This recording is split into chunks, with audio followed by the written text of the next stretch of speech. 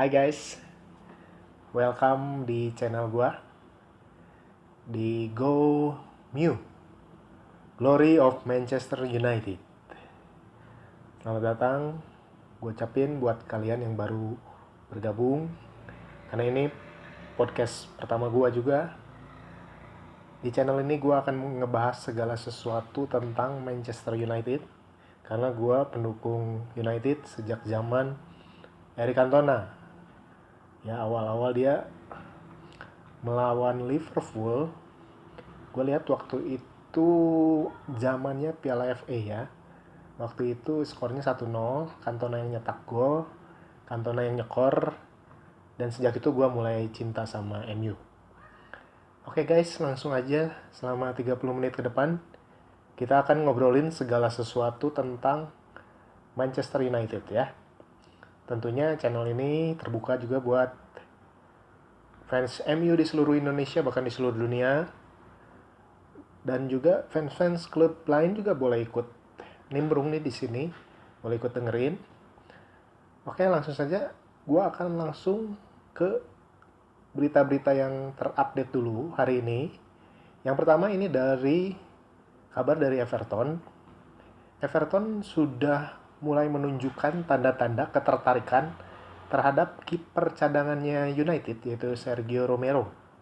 Kiper dari Argentina ini diproyeksikan oleh Carlo Ancelotti, pelatih Everton, buat gantiin Jordan Pickford.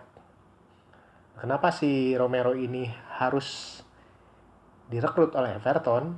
Pertama, karena si Pickford ini sudah melakukan beberapa blunder di pekan-pekan terakhir musim lalu, dan terakhir itu dia ngelakuin blunder. Dia dapat kecaman karena dia melakukan double cook up waktu Everton menang 5-2 di Piala Liga atau Carabao Cup. Nah, meskipun si Pickford ini sering melakukan kesalahan, Carlo Ancelotti tidak punya kiper cadangan karena Jonas Lossell sebagai kiper kedua itu mengalami cedera. Nah, untuk itu mereka merasa perlu untuk merekrut Sergio Romero dari United, karena mereka percaya kiper nomor 1 timnas Argentina ini bisa berkompetisi dengan Jordan Pickford, dan kalau mungkin menggantikan dia ya, kalau lebih hebat kualitasnya daripada Jordan Pickford. Ya, itu dia berita dari Everton. Lalu kita berharap saja ya Romero sukses direkrut oleh Ancelotti, sehingga ya kasihan juga ya dia kurang mendapat kepercayaan dari Ole untuk bermain, karena Ole kan selalu memainkan De Gea apapun ajang yang United sedang ikuti, kecuali mungkin di partai-partai di mana United itu melawan tim lemah, sehingga Ole harus merotasi timnya, baru Romero turun. Dan saat diturunkan, Romero membayar dengan penampilan yang gemilang. Tidak hanya clean sheet, tapi dia menunjukkan performa yang sangat menawan gitu di gawangnya United saat menggantikan tugasnya De Gea. Semoga saja kita doakan ya Romero sukses digayat sama Ancelotti, sehingga United punya dana untuk membeli pemain yang kita butuhkan. Oke, berikutnya ada berita dari ini yang paling hot tentang Jadon Sancho ya.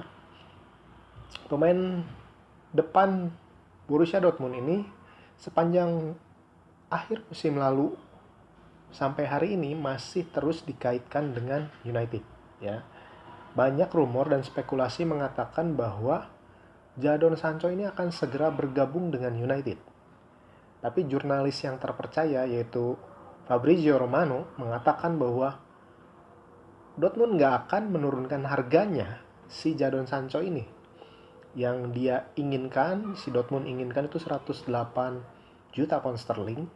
Sedangkan kabar terakhir dari jurnalis yang bernama Sam Pilger dalam akun Twitternya mengatakan bahwa United bersiap untuk melakukan penawaran. Nah, baru kali ini ada penawaran dari United kepada Borussia Dortmund.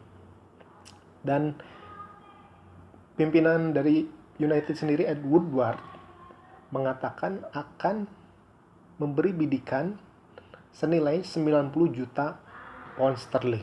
Dan itu pun akan dilakukan dengan 2 tahap, yaitu 75 juta pounds di muka yang diterima di awal, dan sisanya 15 juta lagi dibayar sebagai add-on atau tambahan.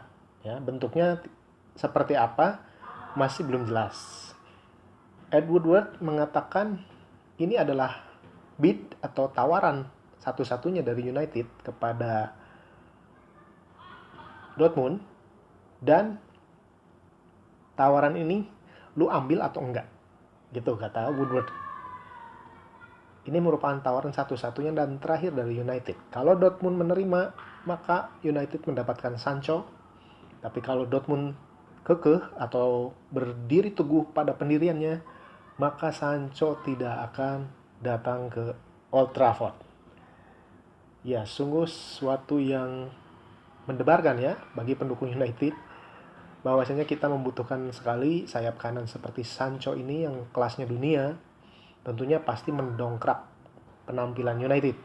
Dan menurut gua sih bukan cuma mendongkrak penampilan United, tapi juga akan meningkatkan level ketakutan tim-tim lawan seperti zamannya Fergie. Kalau zamannya Fergie kan tim lawan sebelum ketemu MU udah jiper duluan, udah takut duluan. Tapi sekarang sepertinya mereka kalau ketemu MU menganggap remeh dan pede gitu. Pede abis bisa ngalahin MU. Contohnya aja Crystal Palace minggu kemarin, mereka sebelum pertandingan merasa sudah punya cara untuk mengalahkan United dan cara itu berhasil. Kalau Crystal Palace aja seperti itu, bayangkan tim-tim yang kualitasnya di atas Palace. Tentunya akan membuat United kesulitan banget ya. Contohnya Leicester City ini luar biasa sekali dengan pelatihnya Brendan Rodgers. Musim lalu selalu menyulitkan United. Lalu ada tim-tim seperti West Ham United yang dilatih David Moyes, ataupun tim-tim seperti Tottenham yang tentunya sekarang tambah kuat dengan adanya Mourinho dan Gareth Bale ya, dan Reguilon juga. Jadi gua rasa penting banget untuk mendatangkan Sancho musim ini gitu. Tapi kalau misalkan United tetap tidak bisa menemukan kesepakatan dengan Dortmund, mungkin akan bisa dicoba lagi musim depan.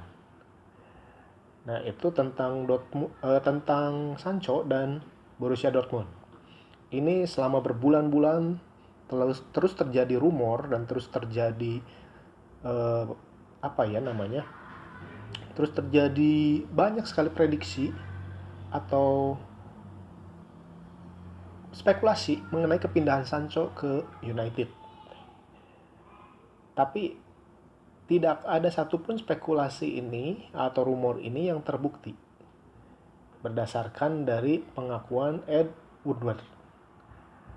Berikutnya ada kabar dari Dayot Upamecano.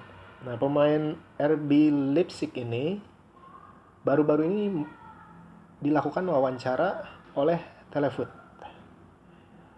Upamecano mengatakan untuk saat ini dia memang bersama Leipzig, tapi dia nggak tahu kedepannya bisa saja dia meninggalkan Leipzig dan bergabung dengan tim sepak bola manapun di Eropa.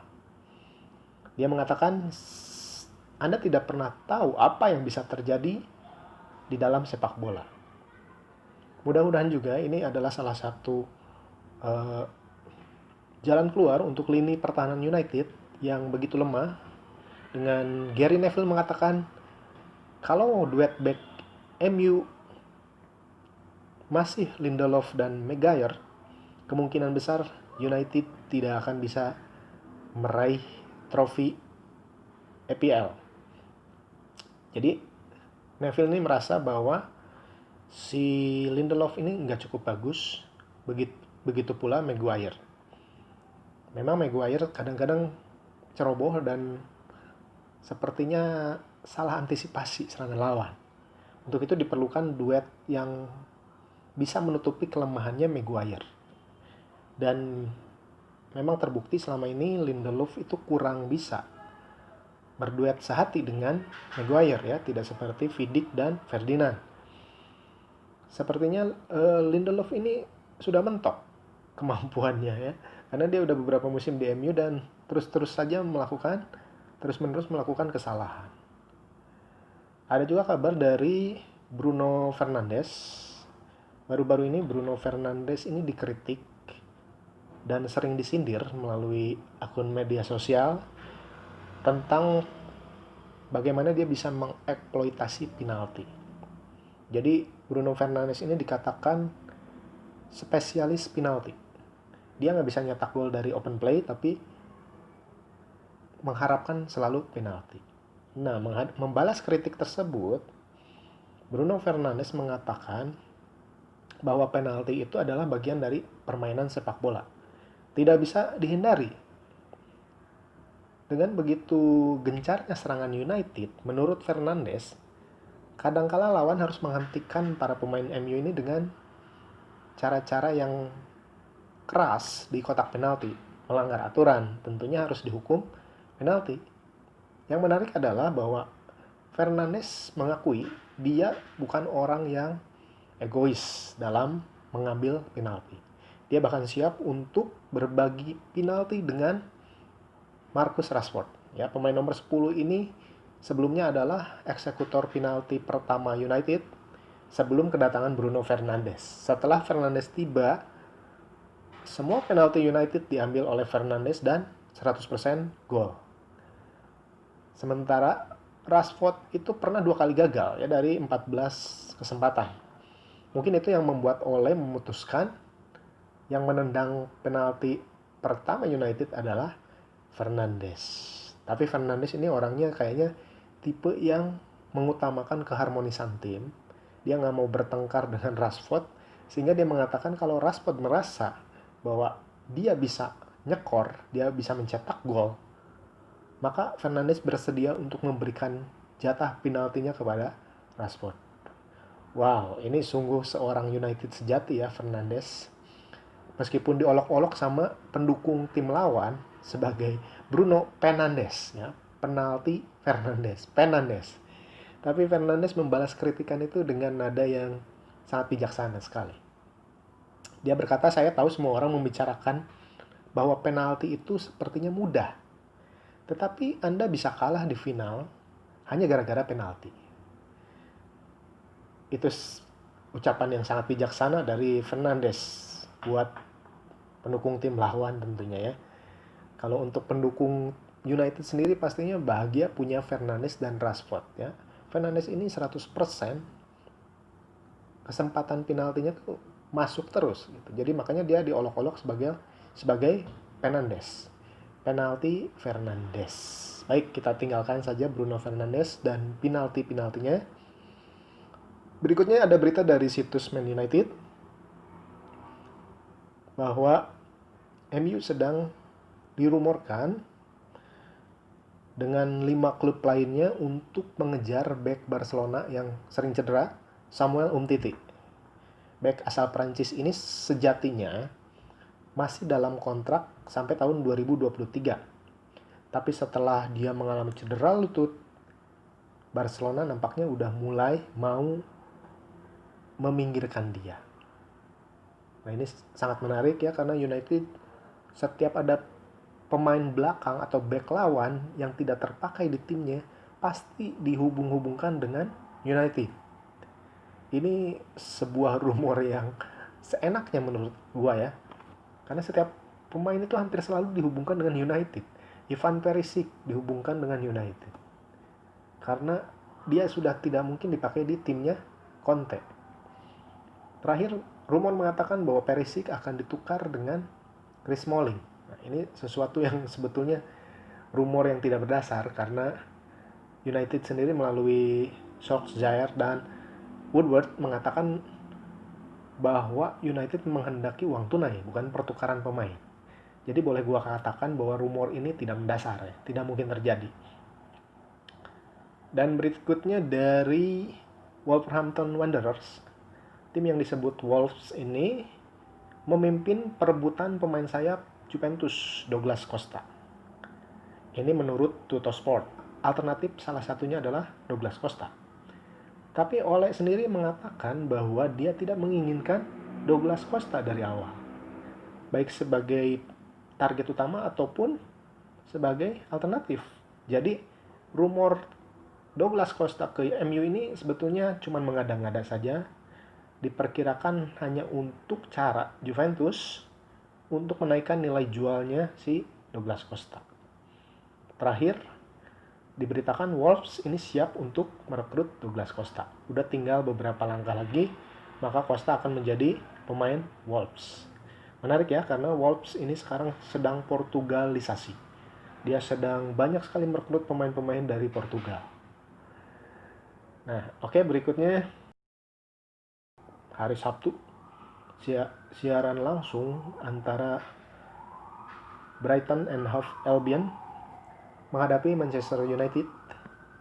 Ini adalah pertandingan United di hari Sabtu kembali, tepatnya jam 18.30 waktu Indonesia Barat. Nah, sekarang gue akan membahas bagaimana nanti kira-kira pertandingannya akan seperti apa. Tetap stay tune guys. Yang mau ngopi, ngopi dulu. Yang mau minum, minum dulu. Ya. Jadi, ini adalah partai ketiga Liga Inggris musim ini. Tapi merupakan partai kedua United.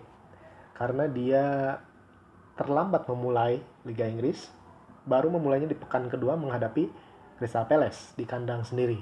Sekarang dia akan tandang ke kandangnya Brighton. Ya. Brighton ini adalah tim yang cukup susah ditebak. Ya, sepanjang musim kemarin itu sebetulnya penampilan dia cukup bagus, tapi anehnya mereka justru finish di tempat ke-15 dengan selisih gol minus 13. Artinya tim pertahanan mereka, lini pertahanan mereka itu bagus, tapi nggak bagus-bagus banget gitu. Karena dengan min 13 itu artinya mereka tidak terlalu jauh ya kebobolannya dengan lini penyerangnya gitu. Jadi selisihnya cuma minus 13. Artinya mereka sebuah tim yang sulit dikalahkan juga. Nah, di Liga Inggris musim ini Brighton ini mengalami penampilan yang benar-benar menurun dari musim kemarin ya. Dia minggu lalu menderita kekalahan dari Chelsea.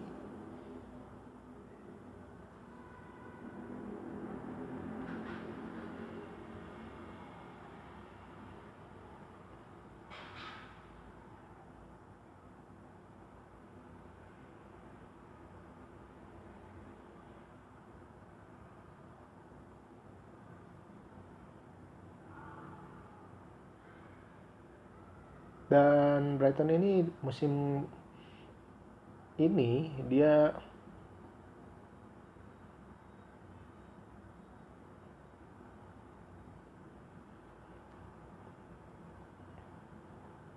sulit untuk melakukan penampilan yang terbaiknya. Kita ulas dulu dari sisi Brighton nih.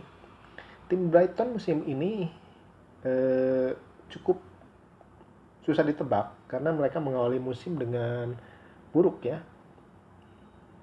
Tidak seburuk United mungkin, tapi ya boleh dibilang Brighton and Hove Albion ini targetnya di Premier League adalah setiap musim adalah bertahan di kasta tertinggi Liga Inggris.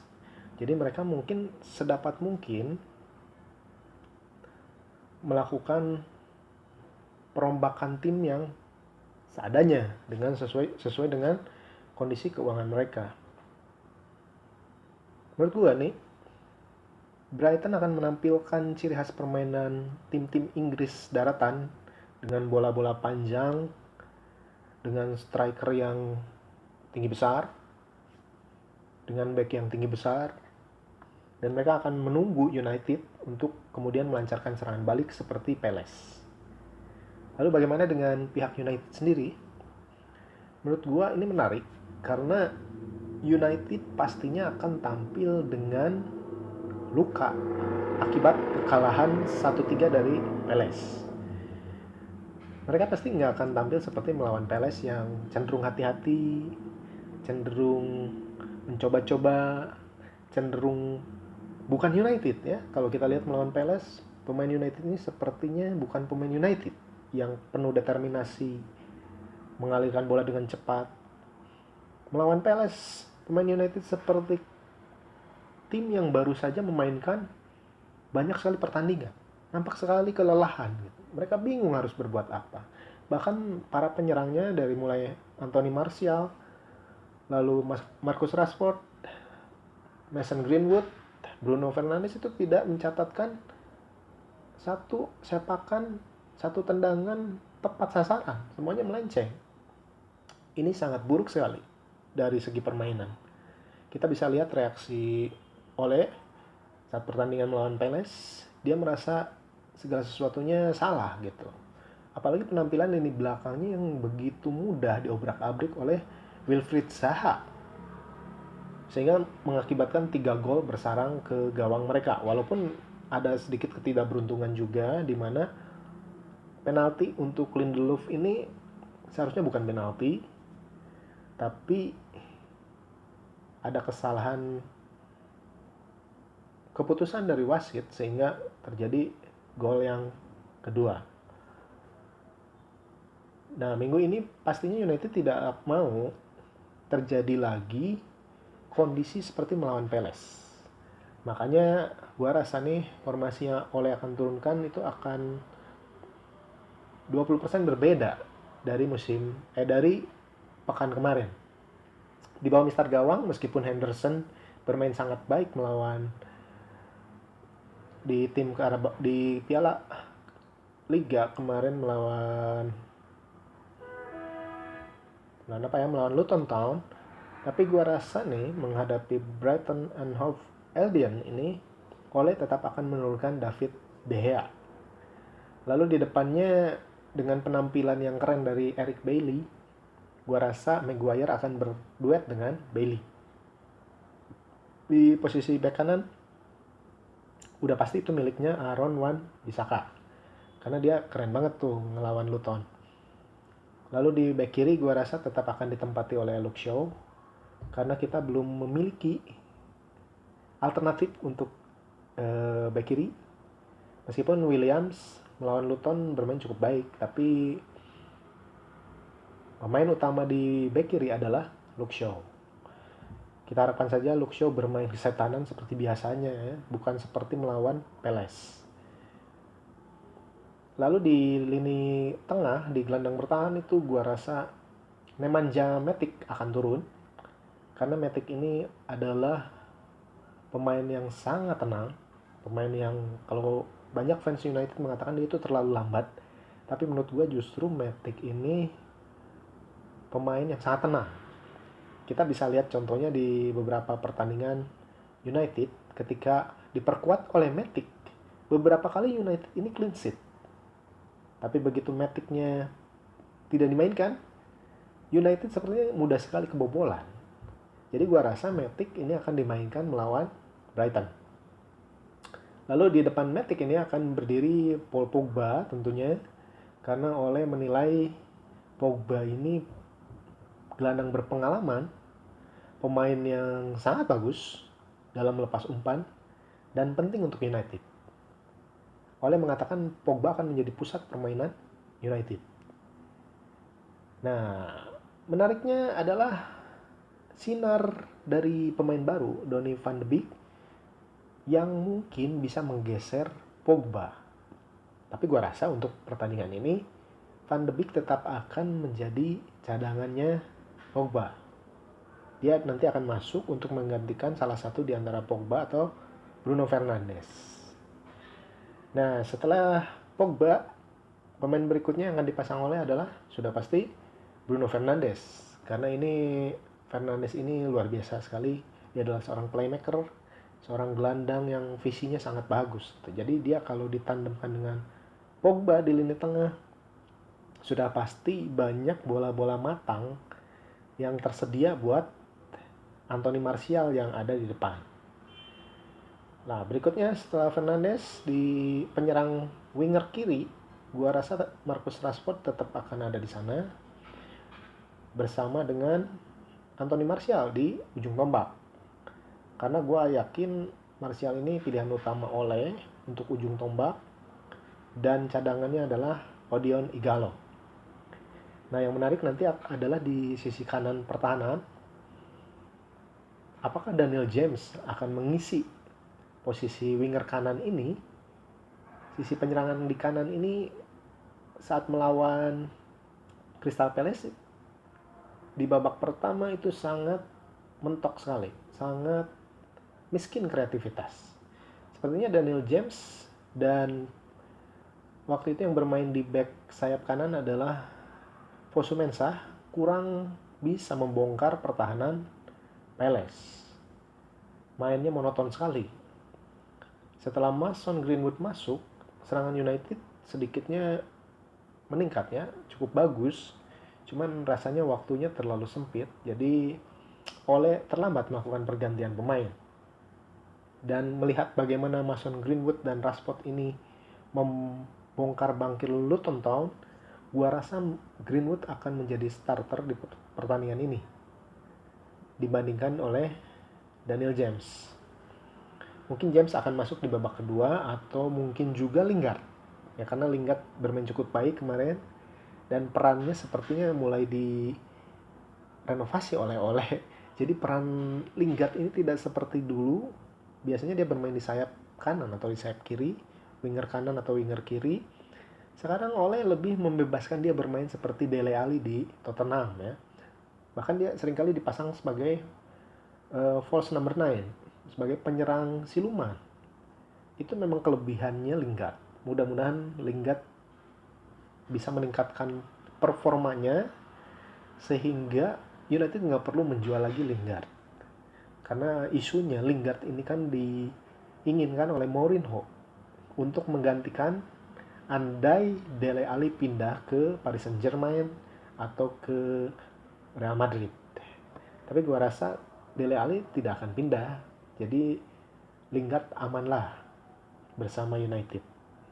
Selama dia masih bisa berguna tentunya, bermain dengan baik, minimal seperti melawan Luton, maka gua rasa Lingard akan dipertahankan. Nah, itu dia prediksi gua. United sudah pasti akan memegang bola, sudah pasti akan menguasai possession 60-40 gua rasa. Dan gua pikir United akan menang untuk partai ini karena dia akan bermain jauh lebih baik daripada minggu lalu. Jadi skornya gua rasa 0-3 buat United. Oke guys, mungkin kalian ada yang punya pendapat berbeda, silakan taruh di kolom komentar. Mungkin ada pendukung tim lawan juga yang mengunggulkan Brighton, silakan juga komentari. Baik, sementara itu dulu guys untuk hari ini. Semoga besok United menang 3-0 prediksi gua. Jangan lupa kalian yang sudah nonton video ini, kalian sudah denger podcastnya, boleh kalian komen, boleh kalian like kalau kalian suka, boleh unlike kalau kalian tidak suka, dan share kalau kalian merasa siaran gua ini bermanfaat, memberi informasi dan menyenangkan. Oke, sekian dari gua.